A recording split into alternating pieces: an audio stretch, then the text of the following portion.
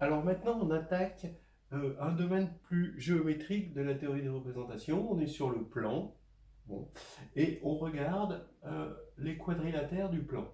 Alors, chaque point du plan va être identifié à son affixe qui est dans C. On regarde ça comme le plan complexe. Et un quadrilatère, c'est juste un élément de C4.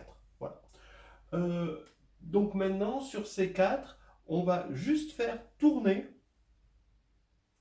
dans le sens qu'on veut. Bon, non, là, ça va être dans le sens direct.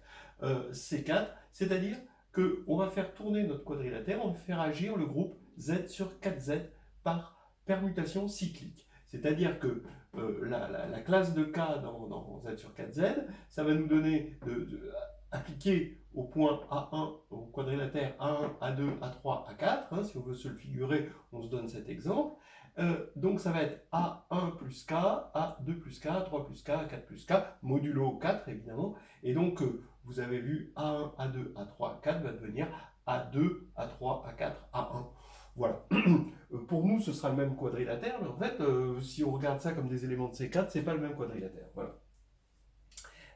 Donc maintenant, regardons la table de caractères de C4. On veut C4 puisqu'il a une action linéaire. Ça, il n'y a pas plus linéaire, hein, puisque c'est juste des matrices de permutation. Hein, vous voyez bien. Donc, comme c'est linéaire, eh ben, ça va être des représentations. V, C4 va être une représentation de Z sur 4Z par permutation cyclique. Et ici, regardons ce que ça donne. Vous le voyez ici, ça c'est la table de caractères de Z sur 4Z, avec les 4 représentations irréductibles de degré 1, indexées par, bon, évidemment toujours la triviale, par I, ici, 1I, moins 1I, moins 1, 1, moins 1, 1, moins 1, moins I, 1, moins I, moins 1I. Et en fait, V, quel est son caractère? Ben, on voit bien que si on regarde 0, l'action de 0, ben, c'est toujours pareil, l'action triviale, ben, c'est la dimension, c'est-à-dire 4. Et puis les autres, c'est des permutations cycliques, regardez. Hein, si on doit regarder ça algébriquement, ça c'est la vision géométrique, mais la vision algébrique, c'est que sur la base canonique de ces 4, E1, E2, E3, E4, ben, EI va vers EI plus K.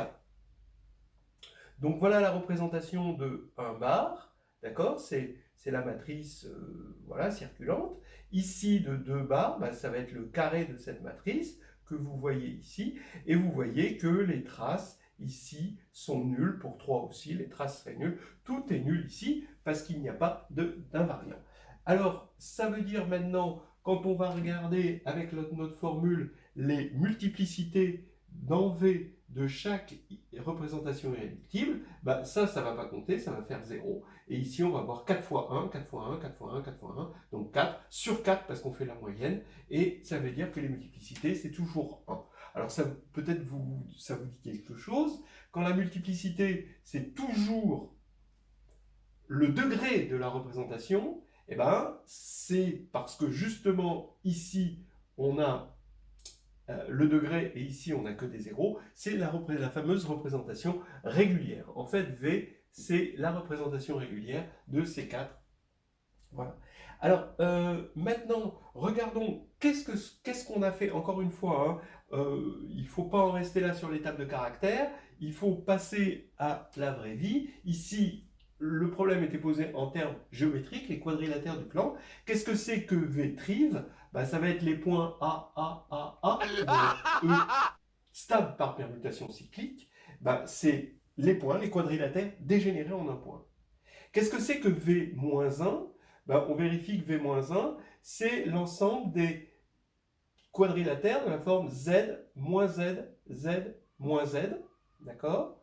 Voilà. Donc ça veut dire qu'on est centré en 0. Hein, d'accord? C'est juste des segments. Hein, d'accord? Des quadrilatères. Un quadrilatère dégénéré en un segment centré en 0. Mais quand on va faire V-1 plus V', on va avoir une translation ici, ce fait d'ajouter V', on va ajouter un point. Donc en fait, ça va être juste les quadrilatères dégénérés en segments centrés sur ce qu'on veut. Hein. Donc c'est juste des quadrilatères dégénérés en segments. D'accord? Donc on va avoir des trucs du type A1, A2, et puis re A1, A2. D'accord? Voilà. Maintenant, qu'est-ce que c'est que les parallélogrammes? Les parallélogrammes, on a une propriété du parallélogramme, c'est que les milieux, les diagonales se coupent en leur milieu. Ça veut dire que Z1 plus Z3 sur 2, c'est Z2 plus Z4 sur 2. C'est-à-dire Z1 plus Z3, c'est Z2 plus Z4. Et on voit que c'est tout simplement l'orthogonale de 1, moins 1, 1, moins 1. D'accord? Et l'orthogonale, d'après Mashk, l'orthogonale, parce que l'orthogonale naturelle, c'est l'orthogonale pour la forme invariante, d'après Mashk, C moins 1 orthogonale, c'est C1 plus CI plus C moins I. Voilà, donc les parallélogrammes, c'est cette représentation. Ensuite, on peut regarder les sous-représentations des parallélogrammes. Si vous faites C1 plus, c'est trivial, hein, plus CI, eh ben, qu'est-ce que ça va être? Vous allez voir, regardez CI, qu'est-ce que c'est CI? Ça va être 1I moins 1 moins I, c'est un carré. Et en fait, on va translater les carrés. Donc ça va être les carrés, mais les carrés dans ce sens-là. C triv plus C moins I, vous voyez que c'est les carrés dans l'autre sens.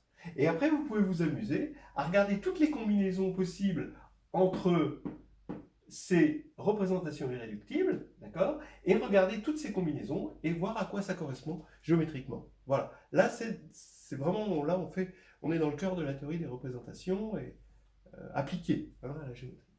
Voilà. Voilà, maintenant, une autre situation, une autre représentation. On numérote les faces d'un cube.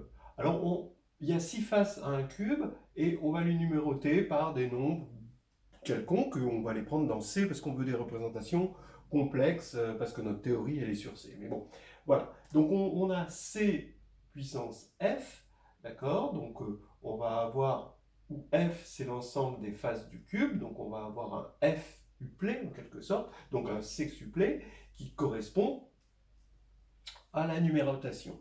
Donc là, on fait agir les isométries positives du cube, dont on sait que c'est isomorphe à S4. Bon, alors ça, c'est un autre théorème dont on ne parlera pas, hein, mais on va supposer ça connu. Et l'action d'un élément, donc d'une isométrie du cube, comme ça agit sur le cube, ça agit sur l'ensemble des faces, et G sur la donnée alpha I de la face I du cube, ça va être alpha G-1 de I pour que ce soit bien une action. Voilà. Donc, on regarde cette action et en fait, on a mis sur V, c'est-à-dire C6 ou CF, une structure linéaire d'action de groupe. Voilà, pour ISO plus de C. En gros, puisque une rotation ici du cube agit sur le cube, il agit sur les faces du cube et donc sur les numéros qu'on a mis sur les faces. Voilà. Alors maintenant, regardons ce que va donner cette représentation. Eh bien, on regarde son caractère. Ici, j'ai mis, parmi les représentations, il y en a 5 de représentations parce qu'il y a 5 classes de conjugaison, mais j'ai mis que celles qui sont importantes dans cette histoire, parce que les autres, elles auront une multiplicité nulle, donc celles-ci sont pertinentes. Regardez la triviale, 1, 1, 1, 1, 1. La naturelle tordue par la signature, parce que c'est des représentations de S4, 3, moins 1, moins 1, 0, 1. Et la fameuse représentation irréductible de degré 2, 2, 0, 2, moins 1, 0. Alors, qu'est-ce que c'est que les classes de conjugaison? Ici, c'est E qui est représenté, donc ça c'est l'élément neutre. Bon, c'est pas la peine d'en parler.